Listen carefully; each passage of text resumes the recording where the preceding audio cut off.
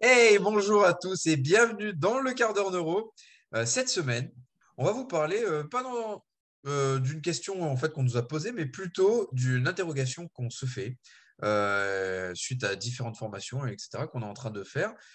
On se demande, est-ce qu'il existe une manière plus efficace pour respirer? Alors les gars, qu'est-ce que vous en pensez? Moi, j'en pense que la respiration, c'est central et que c'est le premier truc que tu check sur une prise en charge. On parle beaucoup de respiration diaphragmatique, etc. Mais je pense qu'il y a plein de choses à voir, en fait. Rien que la manière dont tu inspires et tu expires.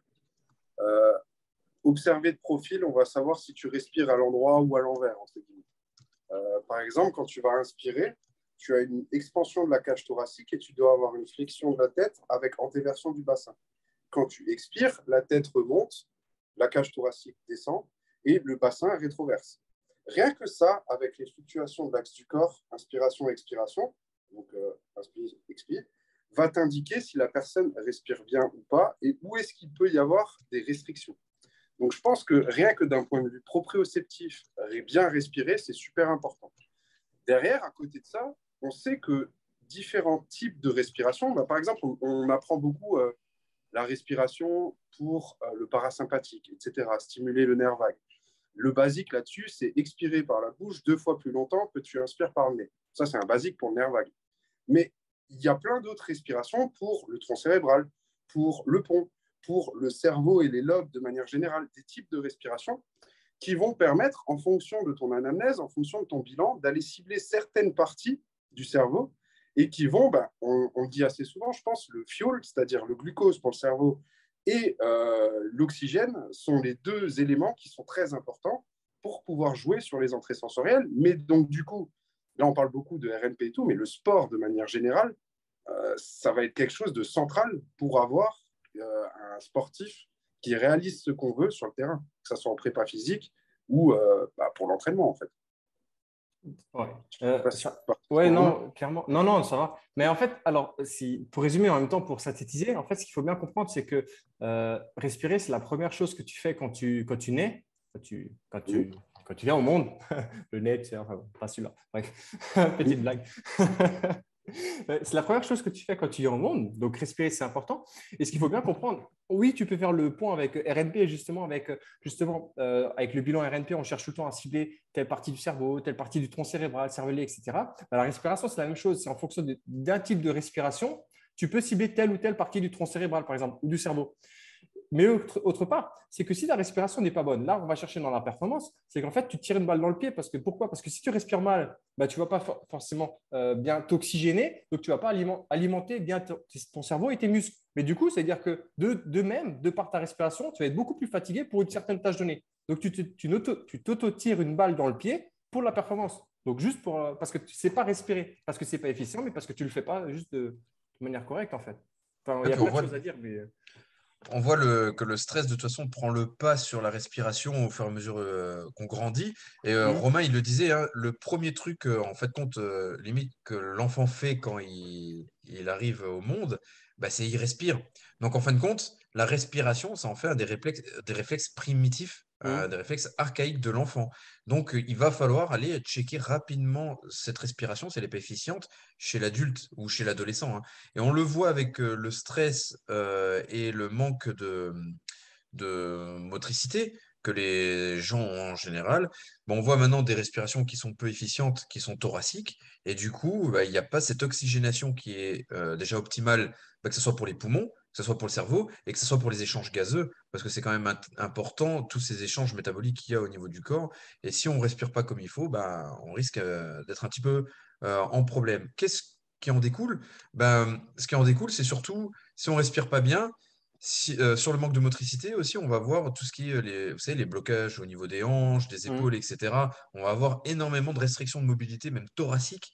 Les gens qui ont des problèmes au niveau de la mobilité thoracique, on peut prendre l'exemple des crossfitters, hein, quand on les voit faire des overhead, etc. Eh ben, ça peut provenir principalement déjà d'un problème respiratoire. Donc c'est presque une des premières choses qu'il faudra aller checker chez les gens pour voir s'ils sont déjà en capacité d'effectuer des mouvements correctement et de respirer correctement.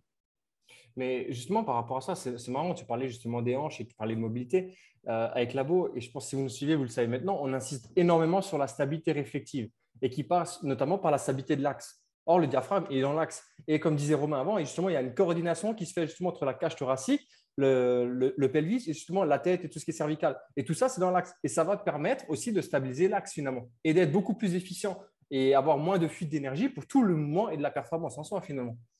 Et en fait, ça fait tellement élément central dans tout en fait. Voilà. Il y a quelque chose d'intéressant, c'est que quand tu inspires, quand tu expires, il y a un coupling qui se fait entre la tête, la cage thoracique et le pelvis. On parle de 3 diaphragmes. Donc, il y en a un qu'on connaît bien, mais il y en a 2 autres qui sont peut-être un peu moins connus. Et le coupling se fait à ces niveaux-là. Et ça aide aussi à la flexion et à l'extension. Or, quand tu marches, quand tu cours, bah, en fait, c'est flexion-extension en alterné et en opposition. Donc, du coup, sur ton testing, tu vas tester dans le plan sagittal, mais tu testes aussi dans le plan frontal et tu peux avoir des petites restrictions, etc., sur la capacité à remplir les poumons d'un côté et à utiliser le diaphragme d'un côté. Et là, on arrive sur des manipulations que les ostéopathes maîtrisent très bien, sur le nerf phrénique, par exemple, etc., qui vont te permettre de relâcher tout ça et d'avoir une respiration beaucoup plus efficiente, qui va t'aider même dans tes tâches de motricité comme la marche, la course, et des activités plus évoluées comme le foot, le rugby, etc. Ça, c'est vachement intéressant, en fait. Ouais,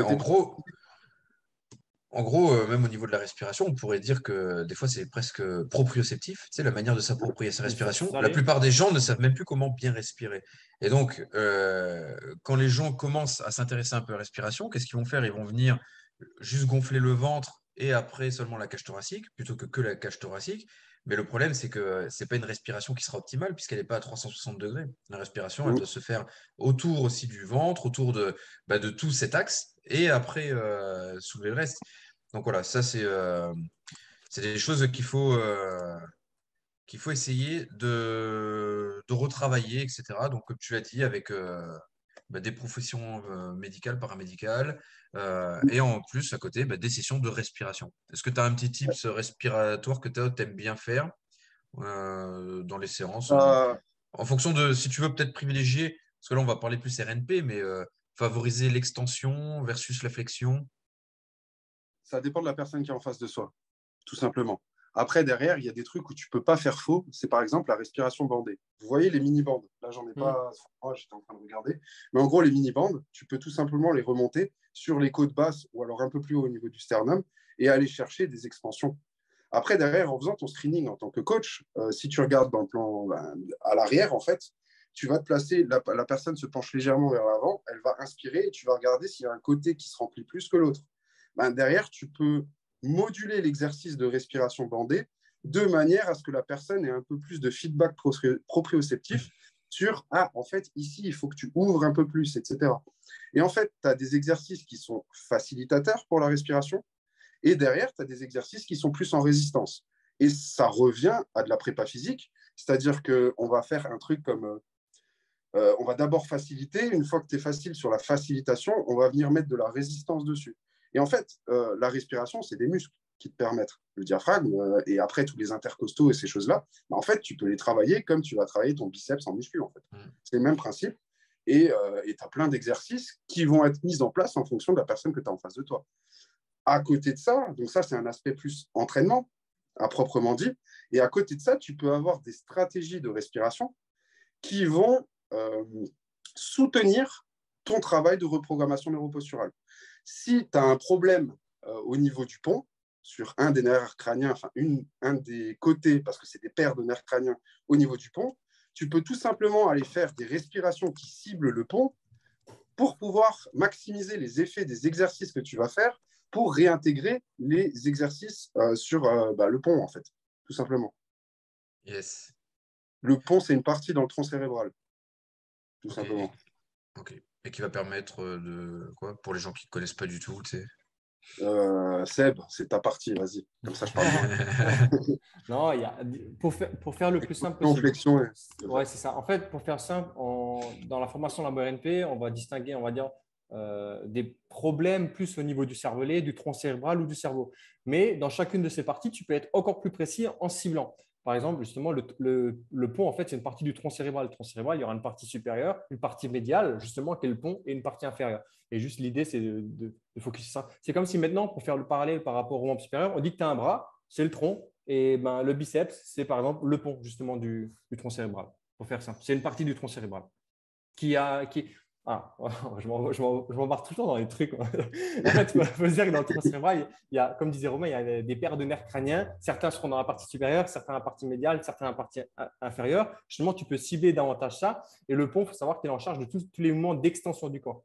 Donc, l'activation des extenseurs. Donc, potentiellement, en fonction de la respiration, si tu cibles le pont, tu peux favoriser les mouvements d'extension, type bench, par exemple. Et donc, en l'occurrence, ce sera peut-être plus le triceps que le biceps. Tu vois, c'est juste pour imager tout ça, en fait.